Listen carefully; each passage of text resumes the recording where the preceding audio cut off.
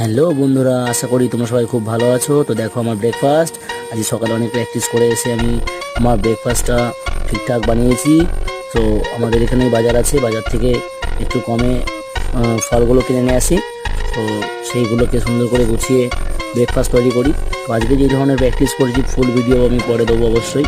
এখন আপাতত অল্প একটু আমার আর্চ করা আর মানে ফ্রন্ট ব্যাক আর্চ করাটা ভিডিওটা আমি করেছি।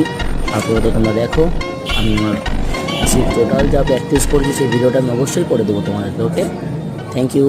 সবাই দেখো আমার ভিডিও, লাইক করো, কমেন্ট করো, অবশ্যই আমার চ্যানেলটা সাবস্ক্রাইব করো। Tata, bye bye.